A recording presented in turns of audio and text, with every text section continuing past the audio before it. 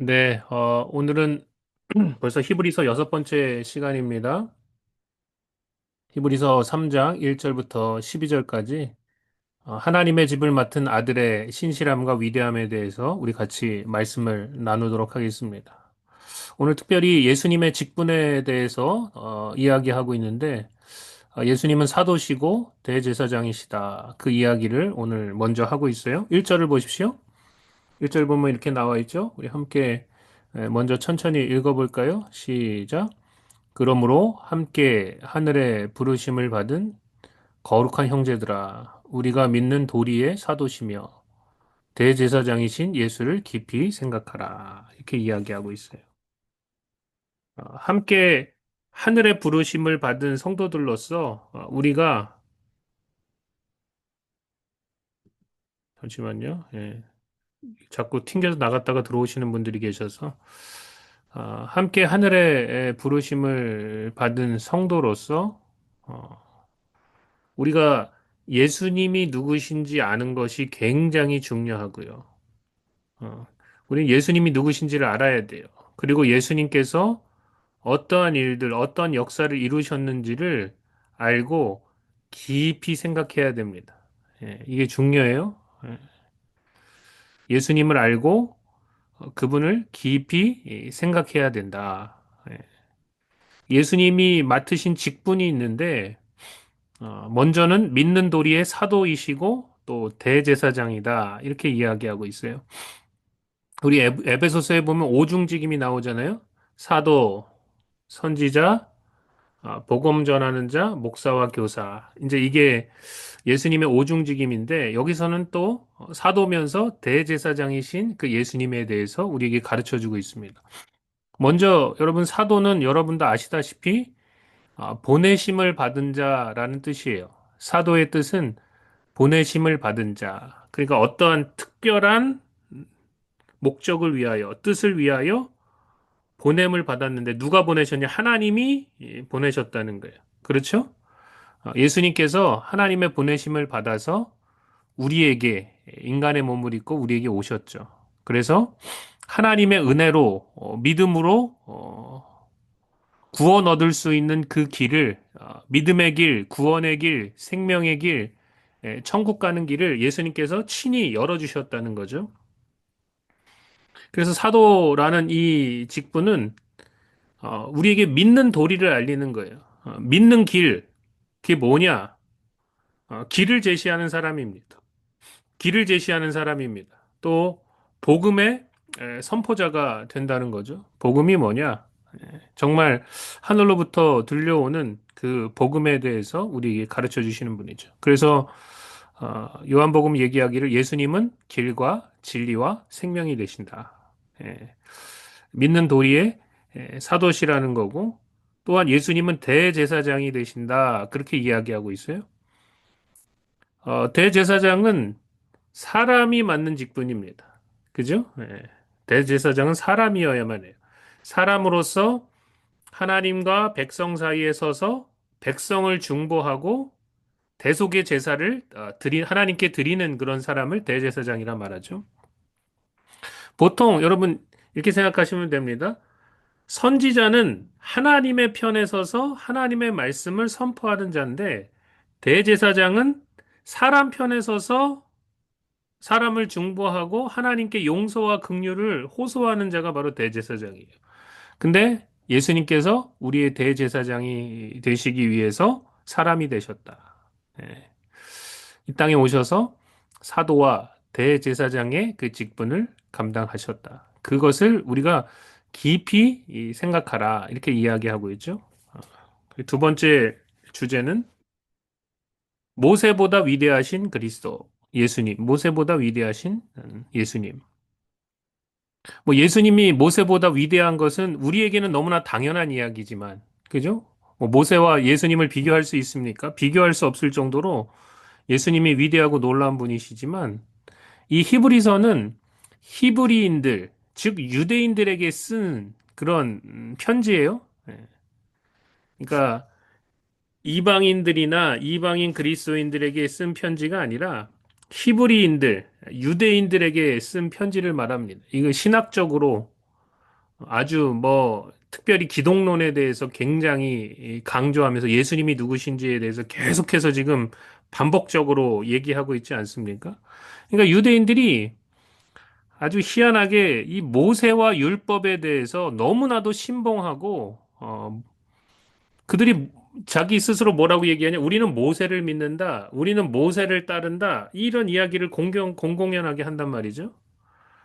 그러니까 예수님이 모세보다 훨씬 더 비교할 수 없을 정도로 뛰어나신 분이라는 것, 그분이 위대하고 큰 분이라는 것을 유대인들이 받아들이는데 참 어려움을 겪었어요. 예수님은 모세가 이야기했던, 예언했던 그 선지자인데, 예. 나중에 말씀이 나옵니다. 모세가 말한 선지자에 대한 그 말씀이 우리 오늘 같이 나눌 텐데, 그러니까 왜 그리스도가 더 위대한지에 대해서 히브리인들에게, 유대인들에게 설명하고 있다는 거예요. 2절을 보세요. 여기 보면 이렇게 나와 있죠. 자, 같이 읽어봅시다. 시작. 그는 자기를 세우신 이에게 신실하시기를 모세가 온 집에서 한 것 같이 하셨으니 이렇게 이야기하고 있어요. 예수님은 자기를 사도로 보내시고 또 자기를 세워주신 그 하나님 앞에 신실하셨는데 아들이지만 네, 아들이지만 철저하게 종이 되시고 아들이셨지만 하나님 아버지의 뜻을 섬기기 위해서 철저하게 종이 되시고 아주 신실하게 행하시고 끝까지 순종하셨다는 거예요. 그래서 그가 고난을 통해서 순종함으로 온전하게 되셨다. 그렇게 이야기하고 있죠. 그죠? 모세도 굉장히 신실한 편이었어요. 물론 뭐 모세는 죄와 허물도 굉장히 많았습니다. 살인도 저질렀고 때로는 뭐 온유한 사람이라고는 하지만 하나님 앞에서 아주 승질도 부리고 하나님께서 명령한 대로 하지 않아서 그리스도 반석을 그리스도를 상징하는 그 반석을 자기 그 승질 때문에 하나님 내려치지 말고 명령하라고 했는데 내려치는 그런 우를 범하기도 하고 막 이랬죠. 그래도 성경은 표현하기를 모세가 신실했다 이렇게 표현하고 있어요.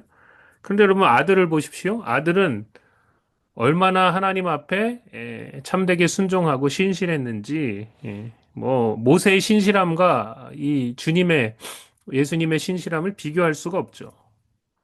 또한 예수님의 영광이 이 모세의 영광보다 뭐 더 큰 이유는 예수님은 아들로서 하나님의 집에 신실했고요.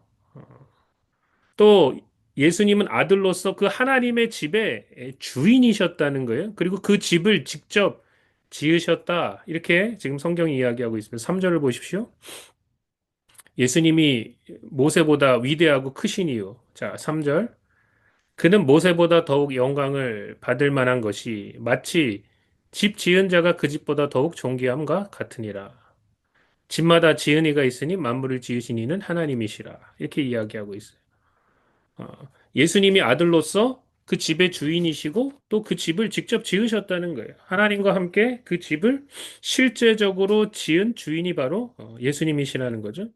반면에 모세는 그냥 하나님의 집의 종이었습니다. 그러니까 아들과 종은 완전히 질적으로 차원이 다른 그런 존재죠. 그죠? 예.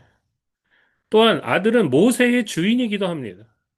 그런데 히브리인들은 아들보다 모세를 더 중하게 여겼고, 어, 결국은 아들까지도 십자가에 못 박아 죽이는 그런 일을 벌이게 되죠. 그러니까 결국은 주와 종이, 주인과 종이 완전히 전도된 거예요. 이거 뭔가 잘못돼도 좀 심각하게 잘못됐죠?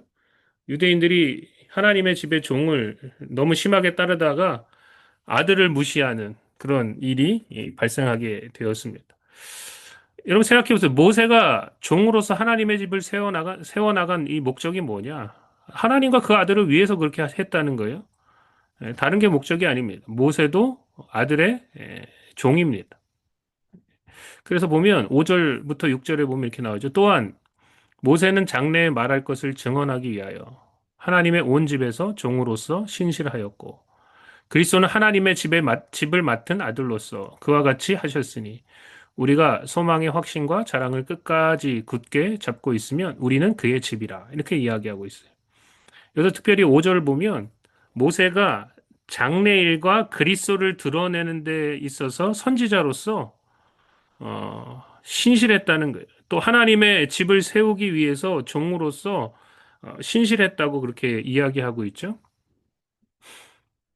신실함으로써 뭐 하나님의 집을 돕는 종, 또 우리를 돕는 종이 있다는 것은 너무나 감사하고 그 노고를 우리가 알아줘야 되겠지만 그렇다고 해서 그 종이 아들의 영광과 존귀를 가로채면 안 될 일이죠.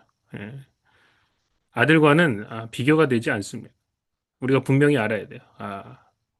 모세는 하나님의 종이다. 예. 또 여러분 보세요. 여기 보니까 그리스도는 하나님의 집을 맡은 아들로서 하나님 앞에, 아버지 앞에 신실하셨다. 완벽하게 신실하셨다. 온전히 신실하셨다. 예. 뭐 모세도 신실하다 표현했지만 완전히 차원이 다른 그 순종과 신실함을 이 아들이 하나님 아버지께 보였다는 거죠. 그죠?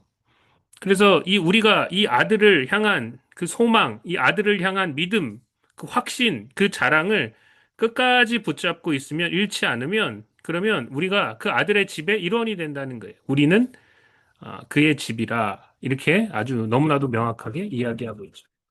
그러니까 우리는 누구를 붙잡아야 되냐? 누구를 믿냐? 우리 중심이 누구시냐? 아들이라는 거 아들. 하나님의 집의 주인이시고 하나님의 집을 직접 지으신 그 아들. 그 아들이 너무나도 중요하다. 그 이야기를 하고 있어요. 이 아들을 향한 소망을 가지라. 이 아들을 향한 믿음을 가지라. 이 아들을 자랑하라. 그리고 그분을 끝까지 붙잡고 있어라. 그러면 우리가 그의 집의 일원이 될 것이다. 이렇게 이제 이야기하고 있죠. 자, 마지막 세 번째 카테고리입니다. 그의 음성을 듣거든 완고하게 하지 말라. 그렇게 이야기하고 있어요. 자, 7절부터 11절. 우리 한번 천천히 한번 같이 읽어볼까요? 시작. 그러므로 성령이 이르신 바와 같이 오늘 너희가 그의 음성을 듣거든 광야에서 시험하던 날에 거역하던 것 같이 너희 마음을 완고하게 하지 말라. 거기서 너희 열조가 나를 시험하여 증험하고 40년 동안 나의 행사를 보았느니라. 그러므로 내가 이 세대에게 노하여 이르기를 그들이 항상 마음이 미혹되어 내 길을 알지 못하는도다 하였고 내가 노하여 맹세한 바와 같이 그들은 내 안식에 들어오지 못하리라 하였느니라. 이렇게 이야기하고 있어요. 굉장히 중요하고 또 굉장히 의미심장한 그런 말씀이죠. 이스라엘 백성들이 출애굽한 이후에 시내산에 하나님의 총회로 모였습니다. 그 시내산에서 하나님은 하나님의 영광을 그들에게 드러내시고 하나님께서 직접 그들에게 말씀하시려고 했어요. 그러니까 시내산에서 여호와의 그 음성이 백성들에게 들려왔을 때 어떤 일이 발생했냐? 이스라엘 백성들이 그것을 두려워하고 그 음성 듣기를 거부했습니다. 우리에게 직접 말씀하지 마십시오. 직접 말씀하지 마시고 모세가 있으니까 모세를 통해서 우리에게 말씀하시면 우리가 듣겠습니다. 그렇게 요구했다는 거예요. 근데 모세를 통해서 하나님의 그 뜻과 그 율법이 전해지게 되었을 때 그들이 하나님을 거역하고 계속해서 시험했습니다. 어느 정도냐? 40년 내내 그렇게 했다. 그렇게 이야기하고 있어요. 그들의 마음이 완고하게 되었다. 이렇게 이야기하고 있어요. 참 희한하죠, 그죠? 예.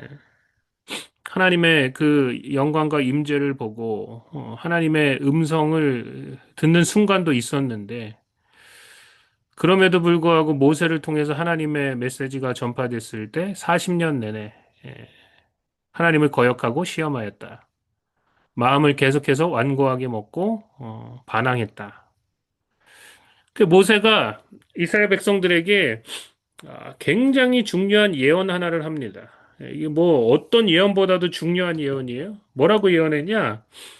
하나님께서 나와 같은 선지자 하나를 세우실 텐데 너희는 꼭 그의 말을 들어야 한다. 메시아에 대한 그런 예언이죠. 그죠? 이것을 모세가 이스라엘 백성들에게 명령하고 있어요. 자, 신명기 18장에 보면 나오는데 자, 보세요. 15절. 우리 한번 같이 천천히 읽어볼까요? 15절부터 18절까지 한번 같이 천천히 읽어볼까요? 시작. 내 하나님 여호와께서 너희 가운데 내 형제 중에서 너를 위하여 나와 같은 선지자 하나를 일으키시리니 너희는 그의 말을 들을지니라. 이것이 곧 네가 총회인 날에 호렙산에서 내 하나님 여호와께 구한 것이라. 곧 네가 말하기를 내가 다시는 내 하나님 여호와의 음성을 듣지 않게 하시고 다시는 이 큰 불을 보지 않게 하소서 두렵건대 내가 죽을까 하나이다 하매 여호와께서 내게 이르시되 그들의 말이 옳도다 내가 그들의 형제 중에서 너와 같은 선지자 하나를 그들을 위하여 일으키고 내 말을 그의 입에 두리니 내가 그에게 명령하는 것을 그가 무리에게 다 말하리라 이렇게 이야기하고 있어요. 이게 그리스도 예수님에 대한 이야기입니다. 하나님의 아들이 백성 중에서 일어나게 될 것이다. 너희는 그의 말을 들으라.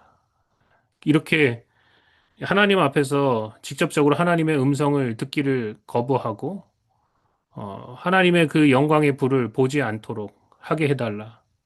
너무 두려운 나머지 우리가 죽겠습니다라고 했을 때 그래 너네들의 말이 옳다. 대신에 모세와 같은 그러나 또 다른 선지자 하나를 너희 중에서 일으키게 될 텐데 그리고 내 말을 그의 입에 두게 되고 그가 내가 명령하는 것들을 다 너희에게 말할 텐데 너희는 그의 음성을 들어라. 지금처럼 이렇게 해서는 안 된다. 그 다윗도 똑같이 예언하고 있어요. 굉장히 중요한 예언이기 때문에 다윗도 이렇게 예언하고 있죠. 자, 시편 95편 6절부터 11절. 시편 95편 6절부터 11절. 그러면 천천히 또 같이 한번 읽어볼까요? 시작. 오라 우리가 굽혀 경배하며 우리를 지으신 여호와 앞에 무릎을 꿇자. 그는 우리 하나님이시요 우리는 그가 기르시는 백성이며 그의 손이 돌보시는 양이기 때문이라. 그러면서 이제 여기서 뭐라고 얘기하냐? 너희가 오늘 그의 음성을 듣거든 너희는 무리바에서와 같이 또 광야의 마사에서 지냈던 날과 같이 너희 마음을 완악하게 하지 말지어다. 그때 너희 조상들이 내가 행한 일을 보고서도 나를 시험하고 조사하였도다. 내가 40년 동안 그 세대로 말미암아 근심하여 이르기를 그들은 마음이 미혹된 백성이라 내 길을 알지 못한다 하였도다. 그러므로 내가 노하여 맹세하기를 그들은 내 안식에 들어오지 못하리라 하였도다. 이렇게 이야기하고 있어요. 그러니까 지금 성경에 나온 가장 위대한 선지자 이 둘이 누구냐? 모세와 다윗이에요. 다른 어떤 선지자보다도 가장 뛰어난 선지자가 바로 모세와 다윗이라는 거예요. 이 둘이 똑같은 메시지를 전하고 있는 거예요. 너희에게 하나님께서 말씀하실 텐데 너희가 오늘 그의 음성을 듣거든. 너희가 광야에서 했던 것처럼 그 마음을 완악하게 하지 말고 예, 하나님을 시험하지 말라. 그렇게 이야기하고 있어요. 만약에 너네가 그 마음을 완악하게 하고 듣지 않으면 하나님께서 그때 말씀하셨던 것처럼 하나님께서 노하면서 맹세하셨죠. 너희가 내 안식에 들어오지 못하리라. 그런 일이 또 발생하게 될 것이다. 그런데 이런 아주 경고의 메시지를 들었음에도 불구하고 아니나 다를까 그의 음성을 그냥 안 듣고 무시한 정도가 아니라 메시아여 하나님의 아들인 예수 그리스도를 십자가에 못 박아 죽여버렸다는 거예요. 그냥 안 듣는 정도가 아니죠, 그죠? 예, 참 심각한 문제입니다. 그러니까 그렇게 경고에 또 경고를 또 강조에 또 강조를 했는데 도대체 어떻게 이러한 미혹과 우매함과 완악함과 교만함이 도대체 어디서 나올까요? 그런 행사의 끝이 뭐예요? 결국은 하나님의 안식에 들어가지 못하는 것입니다. 이스라엘 백성들이 40년 동안 광야에서 방황했는데 출애굽한 세대가 광야에서 태어난 세대는 오히려 들어가고 출애굽한 세대는 음, 2명 빼놓고는 단 한 명도 가나안 땅에 들어가지 못하는 그런 일이 발생하게 되었다는 거죠. 근데 여러분 지금 단순히 이 경고가 그의 음성을 듣거든 너희 마음을 완고하게 하지 말라라는 이 경고가 이스라엘 백성만을 향한 경고가 아니라는 거예요. 지금 오늘을 살고 있는 우리에게도 특히 예수를 믿는다고 하는 우리에게 지금 말하고 있는 거예요. 너희가 그의 음성을 듣거든 완고하게 하지 말아라. 그리스도의 그 메시지, 그 복음, 그 진리, 그 생명의 말씀을 듣거든 너희 마음을 완고하게 하지 말아라. 네 멋대로 네 중심으로 살아가지 말고 너희에게 하나님께서 계속해서 무엇인가를 통해서 누군가를 통해 어떤 상황을 통해서 이야기하거든 절대로 그 마음을 완고하게 하지 말아라. 이렇게 이야기하고 있다는 거죠. 자, 12절을 보세요. 오늘 마지막 말씀입니다. 12절 우리 같이 한번 읽어볼까요? 시작. 형제들아, 너희는 삼가 혹 너희 중에 누가 믿지 아니하는 악한 마음을 품고 살아계신 하나님에게서 떨어질까 조심할 것이요. 이렇게 이야기하고 있다는 거죠. 자, 우리가 과거에 어떻게 믿었던지, 우리가 과거에 어떻게 순종했든지, 그게 중요한 게 아니라 지금이라고 하는 이 시간, 오늘 주님의 음성이 계속해서 우리에게 들려올 텐데, 성령의 그 감동하심이 우리에게 계속해서 임할 텐데, 내가 지금 오늘이라고 하는 이 시간에 믿고 순종하는가, 그렇지 못하는가가 너무나도 중요하다는 거예요. 이것을 오늘 이 순간 확인해야 된다는 거죠. 먼저 나에게 주님의 음성이 들려오고 있는가. 여러분, 마음을 완고하게 하면 양심이 굳어지면 나타나는 특징이 뭐냐? 주님의 음성이 더 이상 들려오지 않게 돼요. 들려오다가 어느 정도 시간이 지나면 음성이 이제 더 이상 들려오지 않아요. 그죠? 그러니까 지금 우리가 뭘 확인해야 되냐? 주님의 음성이 들려오고 있고 주님께서 나에게 성령으로 감동 주시고 계속해서 말씀하고 계시는가? 내가 하나님의 자녀로서 하나님의 아들로서 성령의 인도하심을 따라서 걸어가고 있는가? 주님이 뭐라고 말씀하시든지 순종할 수 있는 준비가 되어 있는가? 이게 너무나도 중요하다는 거예요. 너무나도 중요합니다. 너무나도 중요해요. 또한 어, 음성이 들려오고 있고 그 말씀 앞에 우리가 제대로 순종하고 있는가? 여러분 믿지 않는 마음, 이 불신앙하는 마음은 악한 마음이에요. 사람들은 이것을 잘 깨달아 알지 못합니다. 믿지 않는 마음이 왜 악한 마음인가? 근데 하나님 보셨을 때 이 믿지 않는 마음, 완악한 마음, 교만한 마음, 하나님을 신뢰하지 않는 마음이 악한 마음이라는 거예요. 하나님과 그 하나님께서 보내신 자 예수 그리스도를 믿지 않는 마음이 악한 마음이라는 거죠. 완고한 마음이라는 거죠. 그가 겉으로는 아주 착한 사람처럼 보일 수 있습니다. 아주 선한 사람처럼 보일 수 있습니다. 사람 좋은 사람처럼 보일 수도 있어요. 그게 그 사람의 그 심령을 대변해 주지 못한다.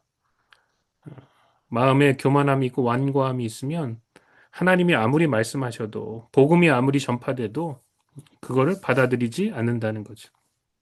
그러니까 경고하고 있는 거예요. 형제들아, 믿는 사람들에게 얘기하고 있는 거예요. 너희는 삼가 혹 너희 중에 누가 믿지 아니하는 악한 마음을 품고 살아계신 하나님에게서 떨어질까 조심하라. 이것은 유대인에게 먼저 이야기한 거예요. 유대인들이 아주 악한 마음을 품고 하나님의 아들을 십자가에 못 박아 죽여버렸죠. 지금까지도 예수를 안 믿는 악한 마음을 가진 유대인들이 얼마나 많은지 몰라요. 그들은 그것이 바로 살아계신 하나님으로부터 떨어지는 것임을 깨닫지 못한다는 거예요. 이것은 우리도 마찬가지죠. 우리가 이방인으로서 이 땅을 살아가면서 복음을 듣고 우리가 거듭나 하나님의 자녀가 되었습니다. 놀라운 은혜와 축복을 얻었어요. 그런데 과거에 아무리 우리가 어떻게 믿었던 어떻게 순종했던 그것도 중요하지만 지금 현재 우리가 어떻게 우리의 삶을 살아가고 있는가? 하나님 앞에 우리가 어떻게 믿고 행하고 있는가? 이게 너무나도 중요하다는 거예요. 이 마음을 자꾸 변질시키려고 하는 게 이 사단의 아주 큰 전략이죠. 이 마음을 공략하는 거예요. 어떻게 해서든지 악한 마음, 교만한 마음, 완악한 마음, 하나님 앞에서 하나님 앞에 신실하게 또 순종하며 행하지 못하는 그 마음을 자꾸 갖게 하려고 미혹한다는 거죠.